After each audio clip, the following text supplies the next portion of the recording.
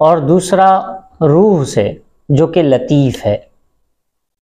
تو انسان لطافت اور کثافت دونوں چیزوں کا مرکب ہے۔ تو انسان کے ساتھ جو بیماری کے معاملات آتے ہیں وہ بھی دونوں ہی قسم کے ہوتے ہیں، ظاہری بھی باطنی بھی۔ جو ظاہری جسم پہ معاملات آئیں، تکلیفیں آئیں، تو بعض اوقات ہم دیکھتے ہیں کہ کوئی دانہ ہوا تو وہ نظر آ رہا ہے، کوئی اور تکلیف معدے کی کسی چیز کی بھی تو وہ ٹیسٹوں میں آ گیا، اور اندرونی کوئی مسائل ہوئے وہ ٹیسٹوں میں آ گئے، اور ڈائگنوسٹک جتنے ٹولز ہیں ان میں وہ چیزیں آ جاتی ہیں کہ اس کا گردہ متاثر ہے، جگر متاثر ہے، کوئی بھی چیز ہے۔ تو کثیف جسم پر، کثیف حصے پر اور مرئی یعنی کہ دکھنے والے حصے پر جو بیماری آئے گی وہ آنکھوں سے نظر بھی آئے گی، چاہے وہ ظاہری آنکھوں سے نظر آئے، خوردبین سے نظر آئے، ٹیسٹوں میں نظر آئے۔ ظاہری جسم پہ جو مسئلہ ہوگا وہ ظاہر میں نظر آئے گا، اور جو جسم کے لطیف حصے یعنی روح کے اوپر اٹیک ہوگا وہ کسی ٹیسٹ میں نہیں آئے گا۔ روح کے اوپر جو اٹیک ہوگا وہ کسی ٹیسٹ میں نہیں آئے گا۔ اب کوئی کہے کہ بھئی مجھے مثال ہے درد اس کا ایک حصہ ہے، درد ہو رہا ہے، درد کبھی کسی ٹیسٹ میں نہیں آ سکتا کہ بھئی کتنا درد ہو رہا ہے کیا نہیں ہے۔ اسی طرح کسی کو نظر لگ گئی، یہ کسی ٹیسٹ میں نہیں آئے گا۔ کسی کے اوپر جنات ہیں، جادو ہیں، یہ کسی ٹیسٹ میں نہیں آئے گا۔ چنانچہ ہم بعض اوقات دیکھتے ہیں کہ ایک بندہ متاثر ہے، اس کے سارے ٹیسٹ کلیئر ہیں، جتنے آپ ٹیسٹ کروا لیں سارے کلیئر ہیں، بندہ بھی بیمار ہے، چارپائی کے اوپر پڑا ہوا ہے، لیکن جو ہی اس کا روحانی علاج شروع ہوتا ہے تو وہ ٹھیک ہو جاتا ہے۔ جیسے حدیث پاک کا مفہوم ہے کہ جب علاج وہ بیماری کے ساتھ مماثل ہو جائے، لگ جائے، دوا بیماری کے مطابق ہو تو بیماری ٹھیک ہو جاتی ہے۔ اب مطابق کیسے ہوگی؟ جسم بیمار ہے تو دوا سے ٹھیک ہوگا، روح بیمار ہے تو روحانی علاج سے ٹھیک ہوگا۔ اور یہ ہمارا بارہا کا مشاہدہ ہے کہ جو کہیں سے ٹھیک نہ ہو رہا ہو، کسی دوائی سے ٹھیک نہ ہو رہا ہو، ہم تشخیص کرتے ہیں، معاملہ ان کا اور ہوتا ہے، چنانچہ جیسے ہی ان کا وہ علاج شروع ہو جاتا ہے وہ ٹھیک ہو جاتے ہیں۔ تو حدیث کے مطابق یہ برابر ہوا۔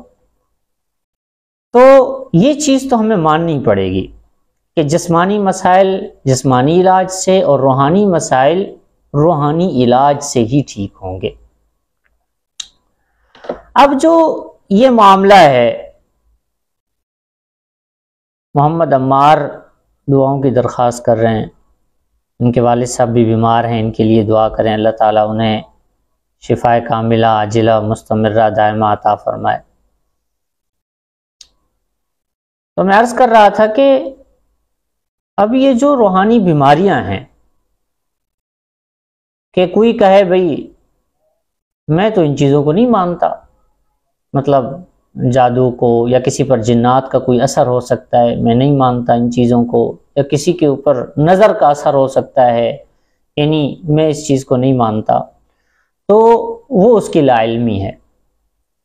ورنہ اگر ہم قرآن و حدیث کا مطالعہ کریں تو روح بھی متاثر ہوتی ہے، جادو سے بھی، جنات سے بھی، اور نظر بد، ان ساری چیزوں سے متاثر ہوتا ہے انسان۔ چنانچہ ایک تو بالکل واضح سی بات ہے، سورہ فلق والناس کی آیتیں، وہ سورتیں سورہ فلق والناس یہ جادو کے علاج کے لیے نازل ہوئی تھیں، وہ تو بالکل واضح سی بات ہے۔ اور دوسرا قرآن مجید میں جادو کا ذکر بالکل واضح طور پہ موجود بھی ہے، وما کفر سلیمان ولکن الشیاطین کفروا یعلمون الناس السحر، تو بالکل واضح طور پہ جادو کا ذکر موجود ہے، اور اللہ نے اس کی تاثیر بھی بتائی کہ اس جادو سے بڑا کام، کیونکہ جادو ہے شیطانی کام، اور شیطان تمام چیزوں میں سب سے زیادہ اس چیز پہ خوش ہوتا ہے کہ میاں اور بیوی میں جدائی ہو جائے، میاں اور بیوی میں لڑائی ہو، اس سے وہ سب سے زیادہ خوش ہوتا ہے۔ چنانچہ اللہ نے بھی جادو کا جو سب سے بڑا اثر ذکر کیا وہ یہ کہ اس سے میاں اور بیوی میں جدائی ہو سکتی ہے. یعنی کہ اب ہم یہ کہیں کہ بھئی یہ تو میاں بیوی کے آپس کے اختلافات ہیں، وہ کسی بات پہ ان کی بن نہیں سکی، ان کا ذہن بن نہیں سکا، کچھ نہیں ہو سکا، تو اس میں جادو تعویذ کیا اثر کریں گے. لیکن اللہ قرآن میں فرما رہے ہیں کہ اس جادو کے ذریعے سے میاں اور بیوی میں جدائی ہو سکتی ہے. یعنی کہ ایسے جادو، یہ سب سے خطرناک جادو کہ جس کا اللہ نے ذکر کیا کہ میاں اور بیوی میں یہ جادو جدائی کروا دیتے ہیں. اب آ جائے پھر قرآن مجید جب واضح کہہ رہا ہے کہ جادو میں ایسی تاثیر موجود ہے کہ وہ میاں اور بیوی میں جدائی تک کروا سکتی ہے، تو بیماری وغیرہ یہ چیزیں تو پھر معمولی چیزیں ہیں، تو بہت معمولی چیزیں ہیں. تو مقصد کہنے کا یہ ہے کہ ان کی تاثیر موجود ہے، جادو کی تاثیر موجود ہے. اور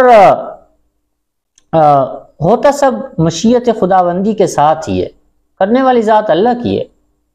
اچھا یہ ایک بیوقوفی ہوتی ہے بڑی، بھائی جو ہے نا، اگر ہم دیکھتے ہیں فیس بک پہ جیسے کسی نے کوئی پوسٹ ڈالی ہوئی ہو اور وہ کہے کہ یار ہمارے گھر پہ جنات کا اثر ہے یا جادو کے مسائل ہیں، کچھ ہیں، کسی عامل کا بتا دیں، کسی اچھے معالج کا بتا دیں، تو نیچے لوگوں نے عجیب و غریب قسم کے کمنٹ کیے ہوتے ہیں. ٹھیک ہے، ان میں سے ایک یہ ہوتا ہے کہ یار اللہ پہ یقین رکھو، کچھ نہیں ہوتا، اللہ پہ یقین رکھو، یہ جادو وادو یہ چیزیں کوئی اثر نہیں کر سکتی ہیں. تو ہم نے کب کہا کہ یہ خود سے اثر کرتی ہیں؟